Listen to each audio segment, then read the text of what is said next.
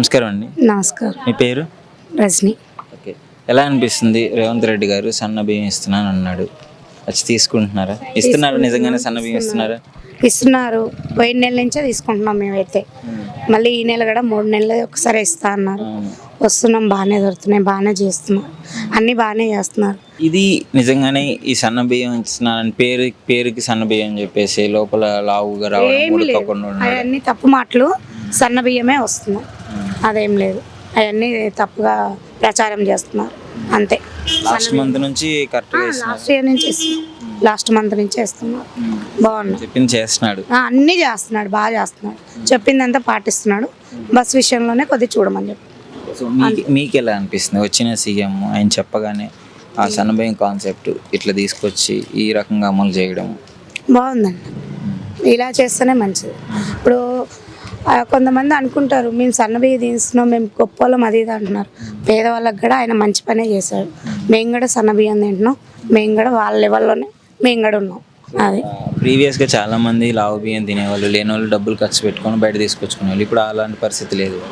ఇప్పుడు వాళ్ళు కూడా అయ్యే తినాలి, అవి ఆపేసి ఇవే తినాలి. అవి రాకుండా ఇవే మొదలు పెట్టమని చెప్పాలి. అది బాగా చేస్తుంది, హ్యాపీగా ఉంది. ఫుల్ హ్యాపీ అండి.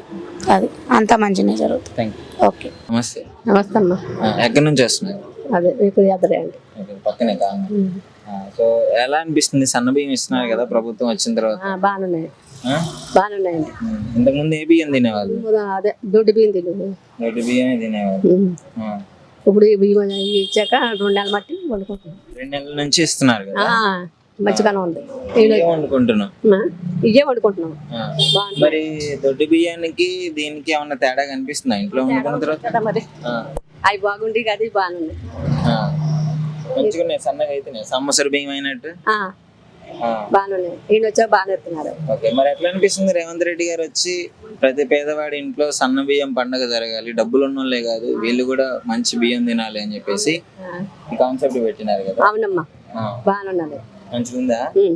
చెప్పేమన్నా చెప్పు మరి ఇట్లా చేసినందుకు రేవంత్ రెడ్డి గారి గురించి.